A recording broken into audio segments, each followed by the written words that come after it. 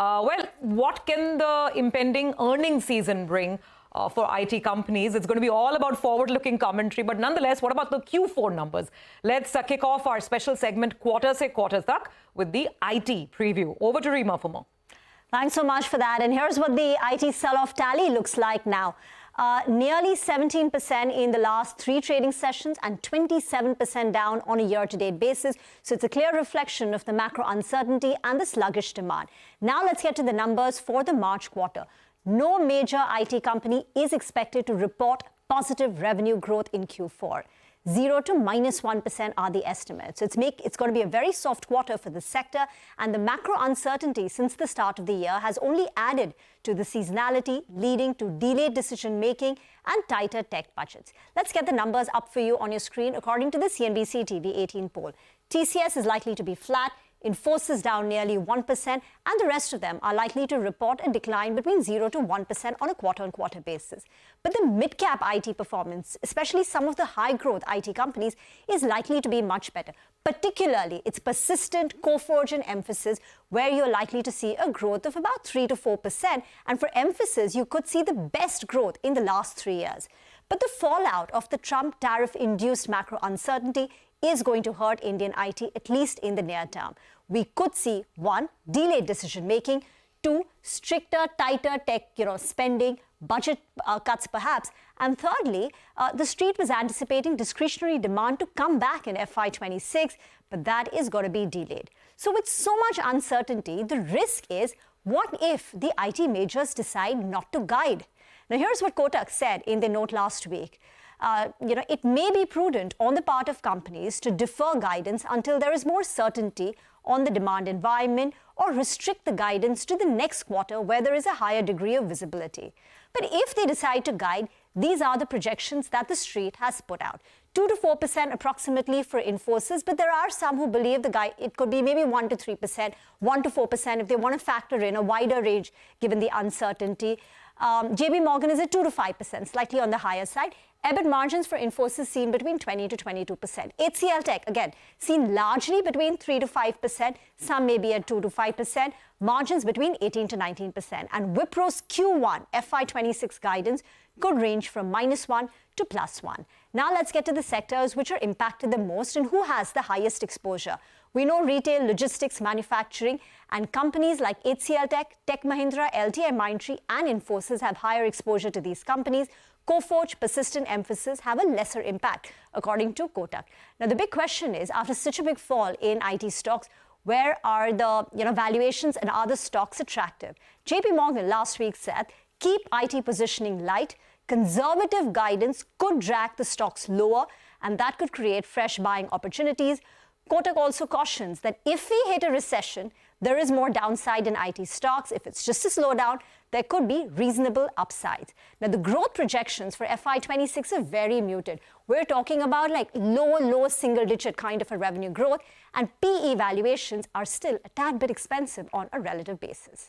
All right, thanks very much, Rima, for that. Kawaljeet Saluja is with us, Senior Executive Director and Head of Research at Kotak Institutional Equities.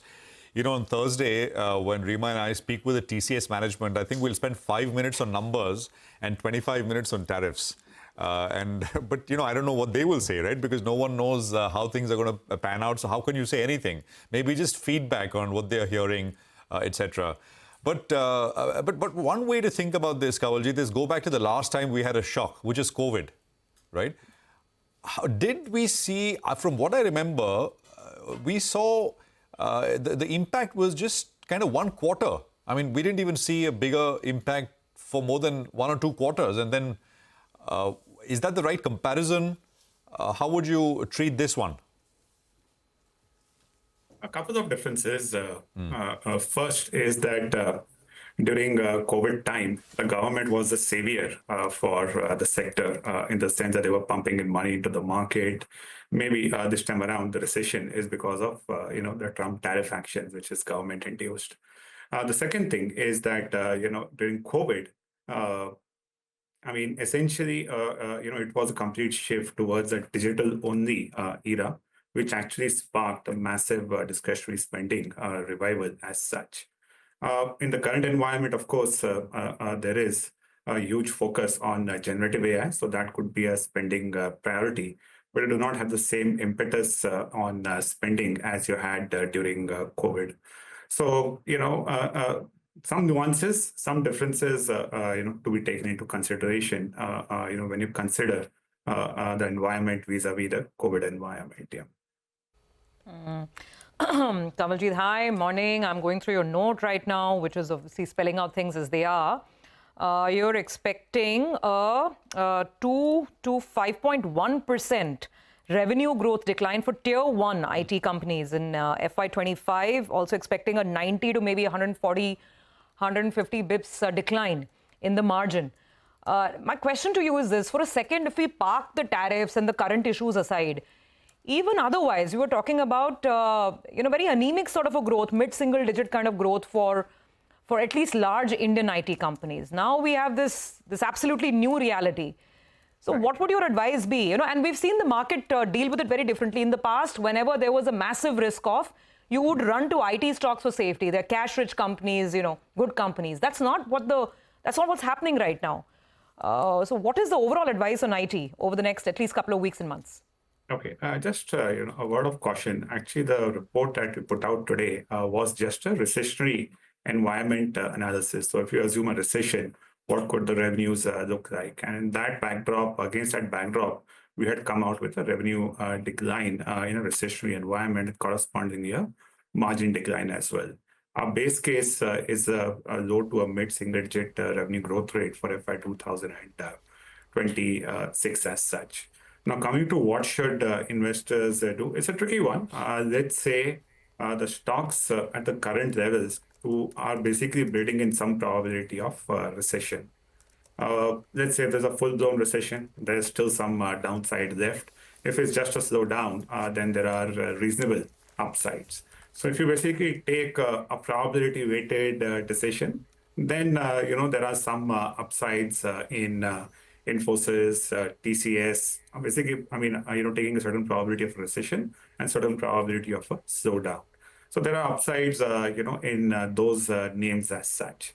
So, a fairly, one has to keep their eyes and ears open, essentially, around the macro, especially around what happens in case US hits a recession. If there's no recession, then there's reasonable upside in these stocks from here on. So base case, like you said, is 0.5% to about not mid-single digit, or is it low single-digit growth for FY26 as of now? This is tier 1 IT. Low to mid-single digit, yeah.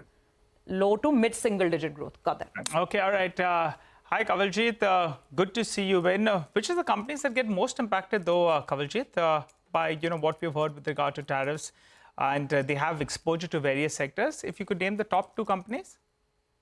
It all depends on the exposure. See, right now, the impact will be felt the most by the manufacturing and the retail companies.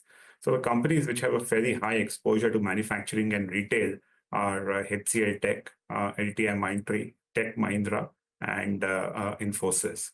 So those are the ones which get, let's say, impacted the most. If you basically take a siloed impact, just restricted, when I say siloed, just impacted, just restrictions in these particular segments as such. If you assume a broader impact, then of course everyone gets impacted here. Got that. By the way, another way to maybe think about the impact on IT is discretionary spend, right? Because that perhaps gets... Sorry? Yeah, that's another lens one can build in, discretionary versus non-discretionary. So who's most exposed in that sense on discretionary revenues? Discretionary, it's Infosys and Wipro, which has the highest exposure of discretionary amongst tier 1 IT companies. All right. And who's most at risk in mid-cap IT, Kawaljeet? Just very quickly. In terms of, the discretionary exposure. It's, in terms of overall exposure to US, the recessionary concerns that you just discussed, potential recessionary concerns. Right. So it will be the likes of Birlas. Of course, we don't cover that name, but it will be again companies which have a higher exposure to the manufacturing/retail segment. So I don't know where you classify LTIMindtree, but LTIMindtree will also get impacted.